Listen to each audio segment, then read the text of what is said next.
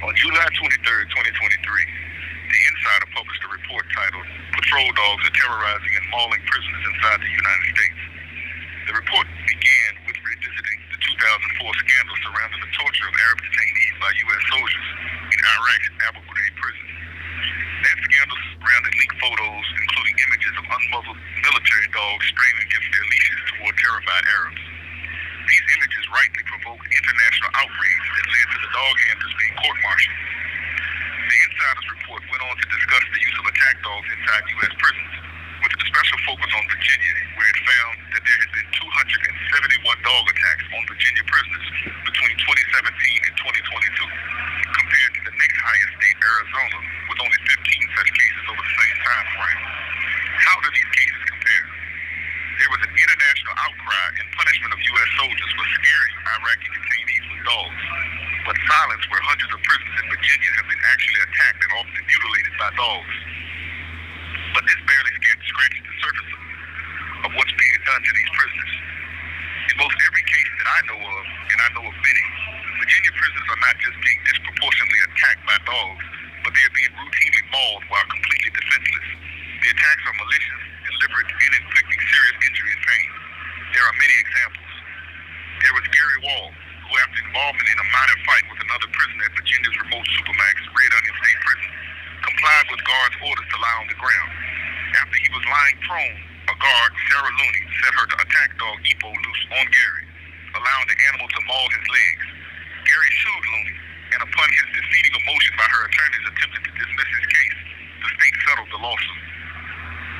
Then there was Curtis Garrett, who after a minor fistfight on Christmas Day in 2018 at Virginia's Sussex 1 prison, retreated to his cell where guards closed his door. But instead of restraining him after he turned his back to the cell door to allow them to do so, guards opened his door and allowed two dogs to attack and maul him as they also beat him. The mauling caused him severe nerve damage and loss of partial use of a leg and a hand.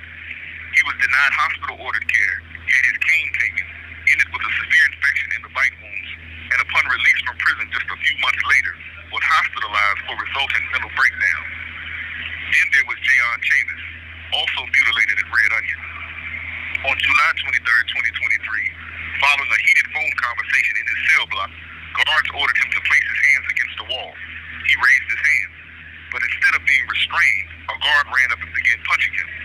Others converged, tackled, and piled on top of him. Jayon never resisted. Regardless, as he was laying beneath the pile of guards, another guard had his dog attacked. Attacked Jayon's exposed legs, ripping the back of his calf out, causing numerous puncture wounds and nerve damage. The exact same thing was done to Ekong E. Shayet at Virginia's remote supermax Wallens Ridge Prison on December 31st, 2023. But then there was Walter Kissing, the worst case I've yet seen or heard of. He was mauled at Virginia's remote River North Correctional Center on April 13th, 2024, as he lay blinded with mace, handcuffed and shackled, and fully passive and compliant. He had literally done nothing. Yet minutes after beating and restraining him, and as he lay face down on the floor, guards unleashed a dog on him. The dog bit him 3 times and ripped a softball-sized chunk of flesh out of his right leg, leaving the bone exposed. Indeed, doctors informed him that had the dog bitten just a few centimeters deeper, the bone would have been shattered.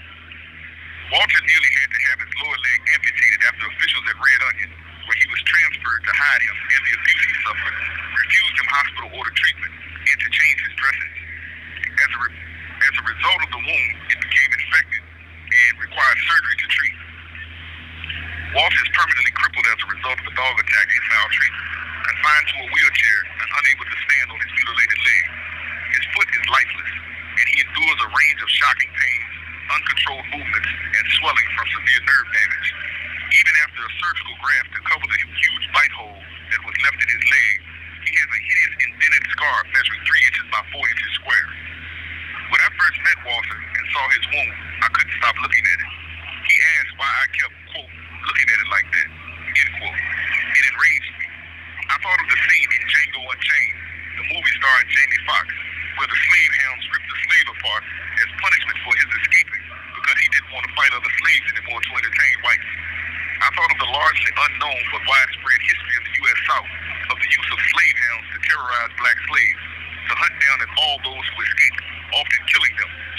Django. The frequent use of dogs to mutilate blacks during slavery, outrage over the barbarity of the practice was a main driver of the abolition movement, was said to be an obsession of Southern whites. It still is. Each of the above prisoners was black. This is what has been routinely done to Virginia prisoners. When will this practice be recognized as barbaric, deliberate abuse and an end put to it? Dare to struggle, dare to win. All power to the people.